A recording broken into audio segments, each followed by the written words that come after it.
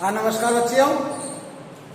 जैसा कि हमारे विद्यापति जी चल रहे थे, कवि विद्यापति के बारे में हमने पढ़ ही लिया है। आदिकालीन कवि है। आदिकाल के शुरुआती जो काल था हमारा हिंदी साहित्य का, उसके प्रारंभिक कवि हैं विद्यापति। और विद्यापति में ही चल रहा था हमारा राधा कृष्ण का प्रसंग चल रहा था।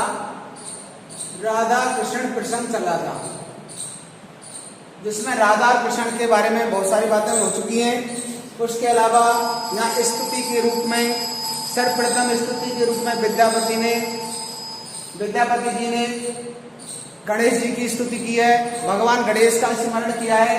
उसके बाद में राधा कृष्ण के प्रेम भरे प्रसंगों का यहाँ बखूबी वर्णन किया है।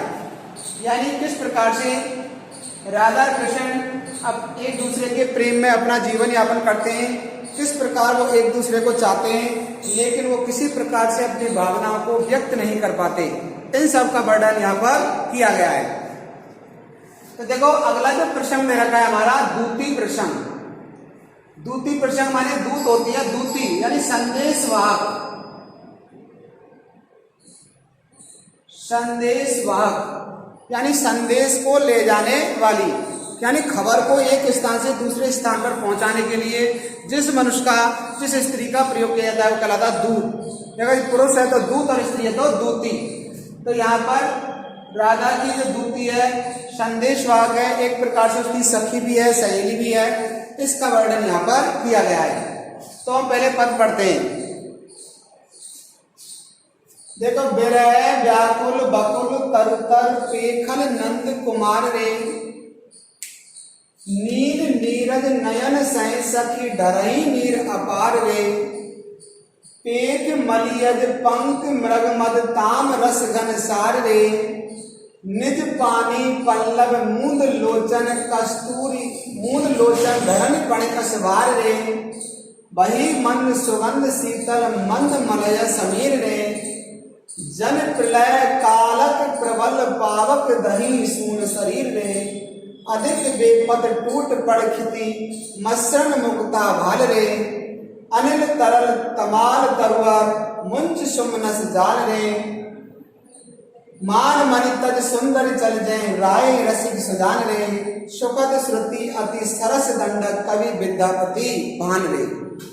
यहाँ पर जो राधा की सहेली है, राधा की सखी है, या फिर श्री कृष्ण की और राधा के बीच में जो संदेश वाहका का काम कर रही है, उस सखी की, उस सहेली की बात कही गई है कि किस प्रकार से जो श्री कृष्ण है राधा के वियोग में अपना जीवन यापन कर रहे हैं, और किस प्रकार से राधा के बिछुड़ जाने से, राधा का मिलन ना हो पाने से वो किस प्रकार से व्याकुल हैं, किस प्रकार से बेचैन हैं, और बेचैनी में वो किस प्रकार से अपना समय व्यतीत कर रहे हैं। इस सब का बखूबी वर्णन यहाँ पर किया गया है। यानी राधा के प्रेम में कृष्ण की कैसी दशा होती है जब राधा उनको मिलती नहीं है, राधा से उनका मिलन नहीं हो पाता, तो किस प्रकार उनकी कैसी स्थिति हो जाती है। बड़ी दयनीय स्थिति हो जाती है, शोचनीय स्थिति हो जाती है। इसका यहाँ पर वर्णन किया गया है। लेकिन जो कृष्ण की स्थिति है, जो कृष्ण पर कष्ट आ रहा है, जो मुसीबत उन पर आई हुई है, उन सब का वर्णन यहाँ पर एक दूती, एक संदेश वाहिका राधा को जाकर के कहती है, राधा को सुनाती है कि किस प्रकार से तुम्हारे विरह में, किस प्रकार से तुम्हारे बिछड़ने के कारण जो तुम्हारे प्रियतम श्री कृष्ण हैं, उनकी कैसी शोचनीय दशा हो गई है। और दूती कहती है कि तुम्हें तुरंत ही बिना समय बर्बाद किए तुम्हें अपने प्रियतम कृष्ण से मिलना चाहिए, और उनकी जो विरह अवस्था है उसे दूर करना चाहिए। तुम्हारे विरह में, तुम्हारे वियोग में श्री कृष्ण जो तुम्हारे प्रेमी हैं वो अत्यंत दयनीय दशा में हैं, वो कुछ समझ नहीं पा रहे, ना कुछ सोच पा रहे हैं, और वो किस प्रकार अपना समय व्यतीत कर रहे हैं। इस सब का वर्णन यहाँ पर किया गया है। इसके माध्यम से, दूती के माध्यम से, संदेश वाहिका के माध्यम से यहाँ पर राधा को कृष्ण के बारे में बताया जा रहा है। कृष्ण की शोचनीय दशा के बारे में प्रकाश डाला गया है। देखो, विरह व्याकुल बकुल तरुतर पेखल नंद कुमार रे, विरह माने तुम्हारे विरह में, तुम्हारे बिछुड़ने के कारण। विरह होता है एक रस होता है जिसका नाम है श्रृंगार रस। कौन सा रस है? श्रृंगार रस।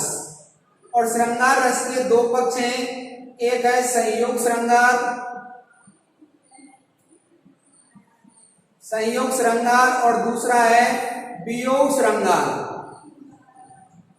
यानी श्रृंगार रस के ये दो भेद हैं, एक संयोग श्रृंगार, दूसरा वियोग श्रृंगार। तो संयोग श्रृंगार में तो क्या होता है, एक प्रेमी और दूसरा प्रेम का, उन दोनों का आपस में मिलना, एक दूसरे से मिलन होना, ये तो होता है संयोग श्रृंगार। और वियोग होता है जहाँ प्रेमी और प्रेम का एक दूसरे से क्या हो जाते हैं, बिछुड़ जाते हैं, दूर चले जाते हैं, उनका मिलन नहीं हो पाता है, तो ये कहलाता है वियोग श्रृंगार। और वियोग को ही कहते हैं विरह। जहाँ एक दूसरे का बिछुड़ना होता है, जहाँ वियोग हो जाता है, जहाँ योग नहीं रहता, जहाँ मिल नहीं पाते, दोनों एक दूसरे से दूर चले जाते हैं, वही कहलाता है विरह। विरह मान होता है जिसमें मनुष्य की बड़ी शोचनीय दशा हो जाती है, प्रेमी को प्रेमिका के बगैर और प्रेमिका को अपने प्रेमी के बगैर अपना समय व्यतीत करना बड़ा दूभर होता है, बड़ा मुश्किल होता है। और इस प्रकार से यहाँ श्रृंगार रस है, लेकिन श्रृंगार में भी कौन सा रस है, वियोग श्रृंगार रस है। और वियोग श्रृंगार रस का यहाँ पर वर्णन किया है कि श्री कृष्ण को राधा से बिछड़ जाने के बाद उनसे मिलन नहीं हो पा रहा है, और ना मिलने के कारण उनकी कैसी दशा हो रही है। तो देखो, विरह व्याकुल बकुल तरतर। विरह माने विरह में तुम्हारे बिछड़ने के कारण, व्याकुल माने श्री कृष्ण क्या हो रहे हैं, व्याकुल हो गए हैं, बेचैन हो गए हैं। बकुल तरतर, बकुल मान होता है बबूल का जो पेड़ होता है, वैसे मौलश्री वृक्ष होता है, लेकिन बकुल माने जो बबूल का वृक्ष, तरु माने पेड़, तर माने नीचे। तुम्हारे बिछड़ने के कारण, जब से तुम बिछड़ी हो, राधा से कह रही है, उसकी संदेश वाहिका, जो संदेश वाहिका श्री कृष्ण का संदेश लेकर के गई है, जो पैगाम लेकर के गई है, जो श्री कृष्ण की खबर को राधा के लिए सुना रही है, वो कह रही है कि तुम्हारे विरह में जो श्री कृष्ण है वो बकुल तरुतर, यानी बबूल के पेड़ के नीचे, तरुतर, तरु माने पेड़ के, तर माने नीचे, वैसे मौलश्री कहते हैं, मौलश्री का वृक्ष होता है। पेखल नंद कुमार वे, पेखल माने मैंने देखा है, नंद कुमार, नंद का कुमार कौन हो गया, श्री कृष्ण। यानी तुम्हारे विरह में श्री कृष्ण बबूल के वृक्ष के नीचे मैंने किसको देखा है, नंद कुमार यानी श्री कृष्ण को देखा है। यानी अब श्री कृष्ण को देखा है, लेकिन देखा कैसे है, तुम्हारे विरह में बैठे हुए हैं, तुम्हें याद कर रहे हैं, तुम्हें स्मरण कर रहे हैं, ऐसा मैंने उनको देखा है, पेड़ के नीचे बैठे हैं वो। और क्या हो रहा है, देखो पेड़ के नीचे बैठे बैठे श्री कृष्ण की कैसी दशा हो रही है। नील नीरज नयन सही सखी डरही नीरा पार दे। नील नीरज, नील माने नीले, नील माने कैसे, नीले, नीरज माने होता है कमल, नील कमल यानी उसकी आंख, नयन माने आंखें, नीले कमल के समान उनके नयन माने क्या है, आंखें। उस नील कमल के समान आंखों वाले, सह माने सुनिए, सखी माने मेरी सखी, ये सखी तो मेरी बात को सुनिए कि उस नील कमल वाले यानी नीली आंखों वाले श्री कृष्ण के धरई माने ढल रहा है, नीर माने पानी, अपार वे, अपार वे माने जिसकी पार ना पाई जा सके। यानी तुम्हारे विरह में श्री कृष्ण इतने बेचैन है, इतने व्याकुल हैं कि मैंने उनको पेड़ के नीचे बैठे देखा है, और पेड़ के नीचे बैठे बैठे उनकी कमल के समान नेत्रों से क्या ढह रहा है, क्या बह रहा है, आंसू बह रहे हैं। यानी धरई नीर, नीर क्या है, आंसू। यानी कि कमल नयनी, कमल के समान नेत्रों वाले श्री कृष्ण की आंखों से क्या ढलक रहे हैं, आंसू लुढ़क रहे हैं, आंसू निकल रहे हैं। अपार यानी अपार जिसकी पार न पाई जा सके, अर्थात वो तुम्हारे विरह में रो रहे हैं, उनके आंसू रोके से भी नहीं रुक पा रहे हैं। पेक मलियज पंख मृगवद ताम रस घनसार ने, पेक माने देख करके, यानी मैंने देखा है, मलयज पंख मृगमद। मलयज मान होता है जो मलय पर्वत से आने वाली जो हवा होती है, बड़ी सुगंधित हवा होती है, बड़ी शांत हवा होती है, बड़ी मनोहारी हवा होती है, जो मन को प्रसन्न करने वाली होती है। तो मैंने देखा है मलयज यानी मलय पर्वत से आने वाली जो सुगंधित हवा है। पंख मृगमद, पंख मान होता है कीचड़, और कीचड़ के लिए यहाँ पर दिया है कमल के लिए। कमल होता है कीचड़ में पैदा।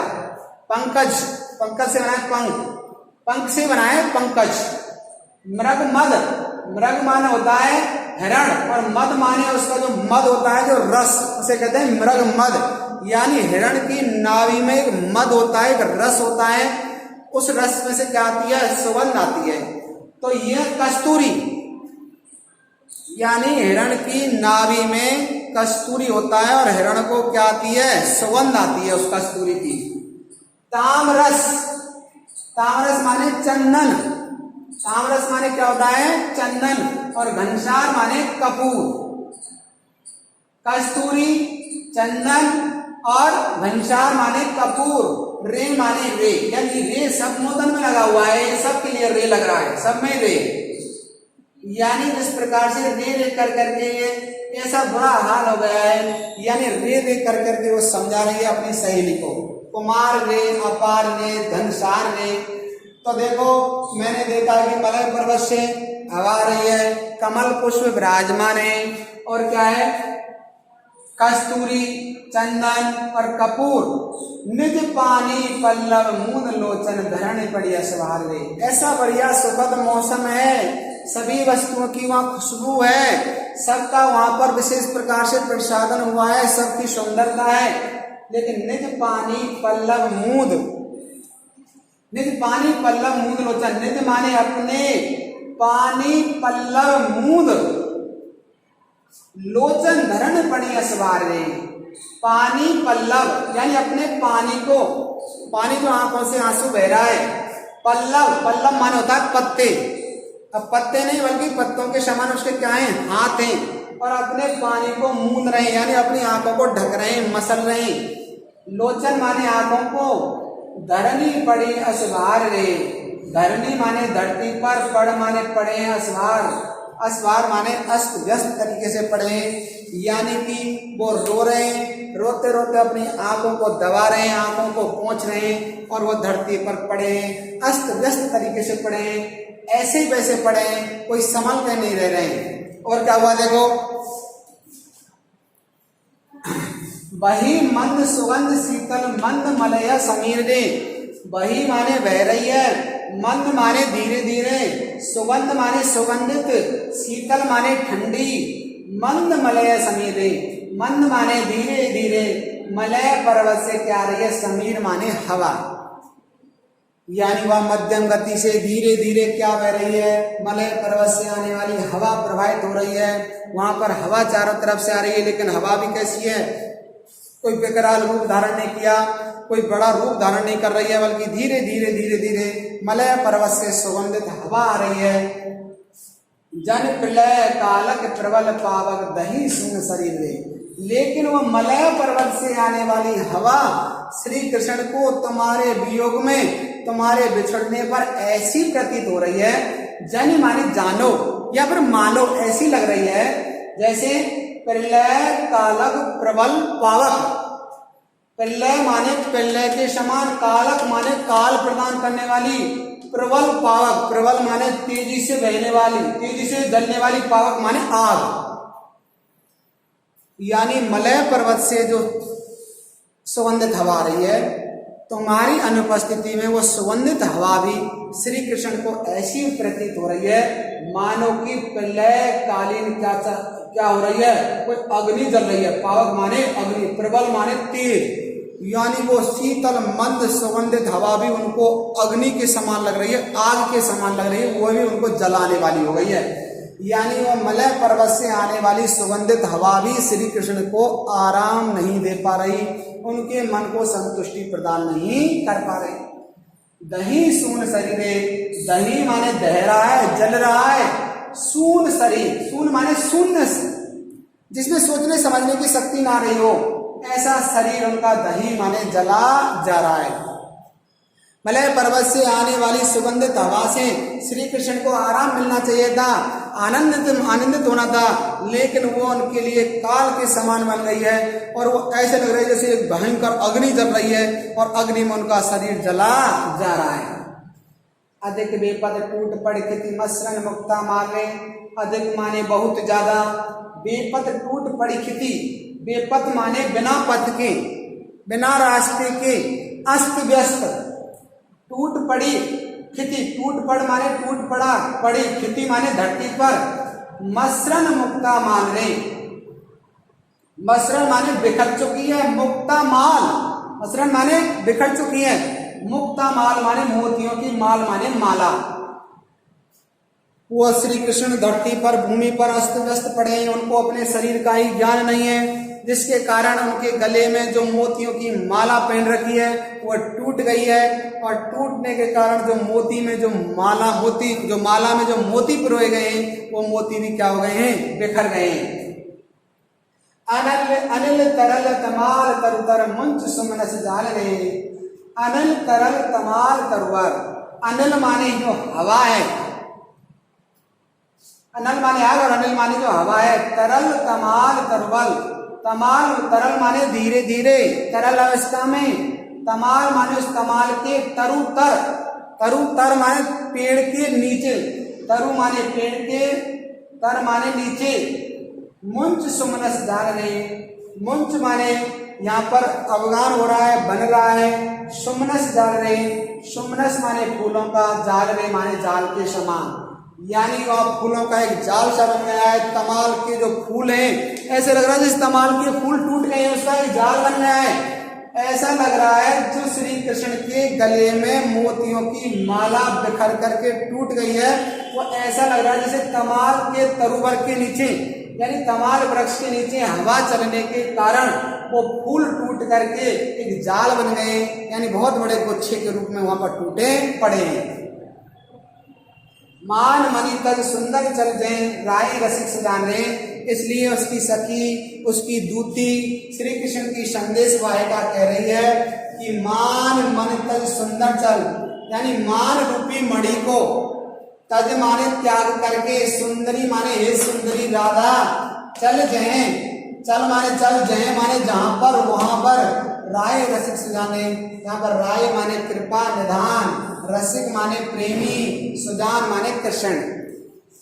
अरे राधा तू अपने मान को त्याग कर दे, तू जो अभिमान कर बैठी है, जो मान कर बैठी है, तू श्री कृष्ण से रूठ गई है, तू उसको त्याग करके चल जहां पर श्री कृष्ण है बैठे हैं वहां चल और उनकी दयनीय दशा को देख। सुखद श्रुति अति सरस दंडक कवि विद्यापति भान रहे, सुखद माने सुखकारी, श्रुति माने सुनने में या कानों में, श्रुति माने सुनना और श्रुति माने कान भी होता है।